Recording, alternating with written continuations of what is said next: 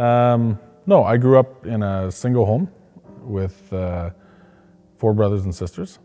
My dad left when I was 2 years old. My parents officially got divorced when I was 6. And my mom, she did an amazing job with what she had. She really did. She just did the best she could. She did amazing.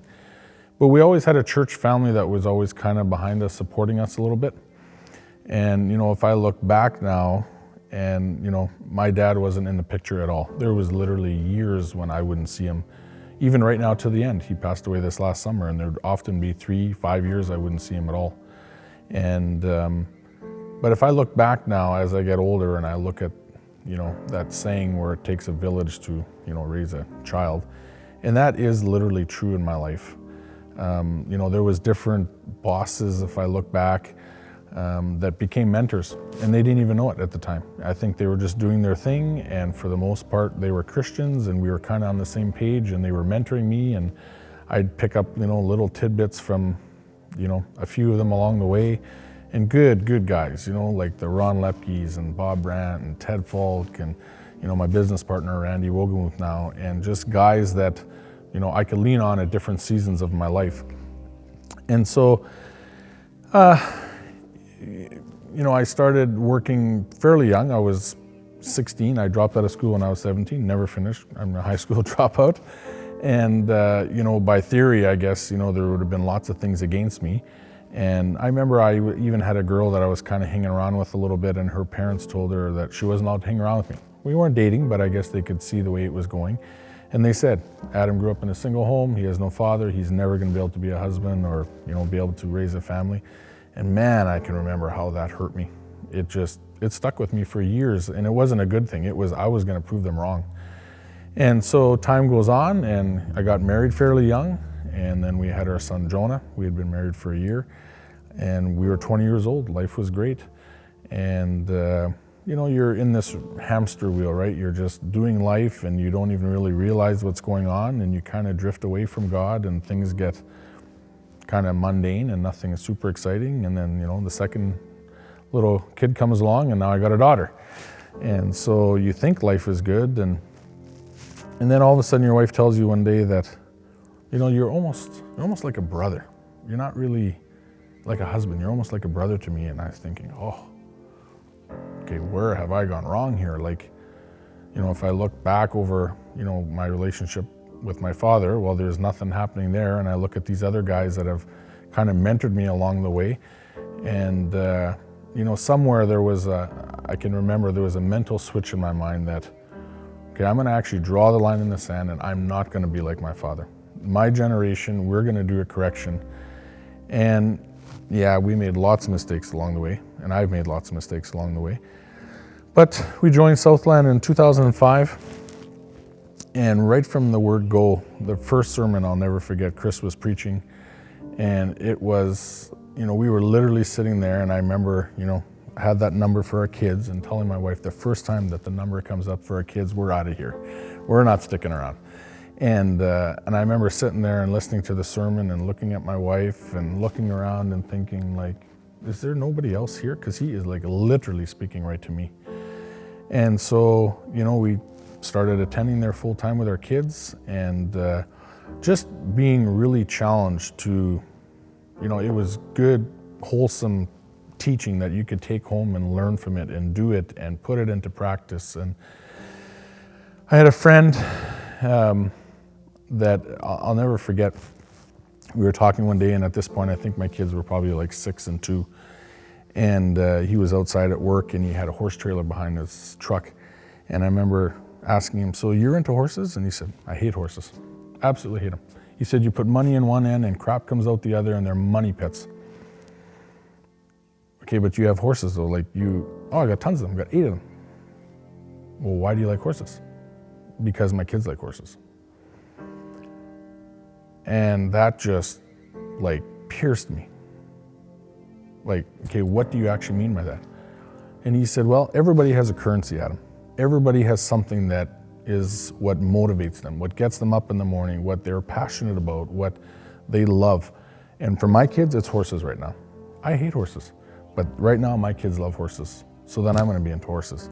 Because when I'm with my kids and we're doing horse things, then I know where they are on the weekends. Their friends are coming to my house. I can control their environment a little bit. And at the time, I was probably 2 to 3 nights a week riding motorcycle with my buddies. And you got to have balance. You got to have friends, and you got to do fun things. But it wasn't balanced. And so I remember I started to, maybe not every Monday night I'm going to go for wings with the boys. I'm going to maybe do it once a month. But I'm going to rather, do things with my kids that they maybe like to ride a bike, or my daughter was into ringette and I am like Bambi on ice, terrible. But I coached her team and I had a ton of fun, and they laughed at me because I fell all the time. But those are memories that can never be taken away from me, and that's just built into an amazing relationship that I have with her, right? And so, this ongoing of, picking up on little things like that from these guys that were mentoring me that actually had no idea. They were literally living life and living the way that they know how to do, and yet they impacted my life so much that line that I had drawn in the sand earlier was actually going to be something that was doable. And so we got extremely close with our kids, to the point of, we had a bunch of friends that were mad because they wanted to go to Mexico, and we leave the kids at home, we go to Mexico, and we can let our hair down. And I don't have any hair, but that didn't actually work for us because we weren't going to go to Mexico if we couldn't actually take our kids. And so we took our kids a few times. And man, now when I think back over those memories, and it's just a little thing. Yeah, we didn't go as often because we had more seats we had to pay for, but I wouldn't trade nothing in the world for those memories and those pictures now that we get to look at. December 14th, 2013 is when our lives changed forever. My best friend died, who happened to be my son. And, there's no parent in the world that should ever have to go through that. And I'm going to see him as real as we're sitting here. And, and it's because I drew that line in the sand and I said, okay, Lord, I'm going to actually be better than my father could be. My father was an orphan and he had a terrible upbringing, and so he probably did as good as he could have done. But I was blessed to grow up in a community like this with a church behind us that could support us and that could challenge us. And so I'm going to see my son again. And a lot of people don't know, but 3 times before he passed away, I had had a vision during praise and worship over the course of 7 years, about 2.5 years apart every time. And I had seen a huge funeral. And there was people there wearing motocross jerseys and snowmobile helmets, and I saw firefighters and I saw cops. And I remember the first time was in the old sanctuary. And I remember thinking, well, Lord, that's quite the celebration. That's interesting. I had no idea what to think of it. Then the second time was right when we were moving into the new sanctuary. And that time it was a little more clear. I could literally make out some of the trucks, and I could see that it was probably, I actually thought it was for myself. That, Lord, are you asking that if I would die, that you would literally use me? And I remember praying that I didn't want that to happen, but if that's what he wanted to happen, he could use me. And then the third time was about 3 months before Jonah passed away.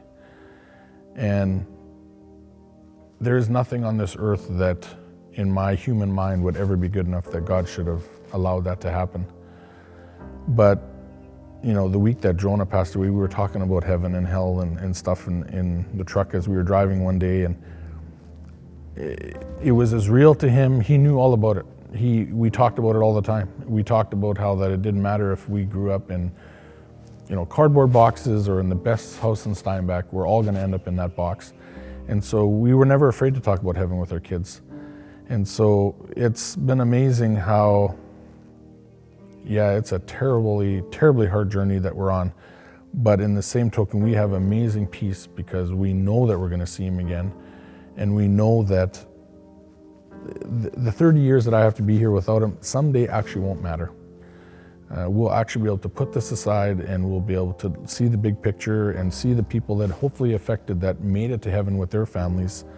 And it's, because they've obviously made changes. And so, I think as men, I really feel as men, I've gotten to the point where I know that I won't be able to stand in front of God one day when I have to account for everything, and I won't be able to use my dad as a crutch and say, well, I didn't do this and this because my dad didn't do it to me, right? I don't think we're going to be able to use that. I think we as men have to choose, you know what, we're going to make a change, we're going to draw that line in the sand, and we're going to be different. We're going to be better to better our kids. And our kids, if they can start so much further down the line than us, how much better are they going to be able to make their generation? That's actually what excites me the most, is I wish I would have brought my kids to this church and done different things 15 years earlier, not just the last 8 years of my son's life. And I would have joined Marketplace instead of in 2010, I would have joined in 2000. You know, the stuff that I've learned at Marketplace has been huge that I've done in my personal life, not just in my business life. And so, yeah, I am very, very grateful for the men that mentored me, and they had no idea. And that's the coolest part about it, is they just lived their life, and they were walking along God, and yeah, they had no idea they were mentoring me, and yet they were.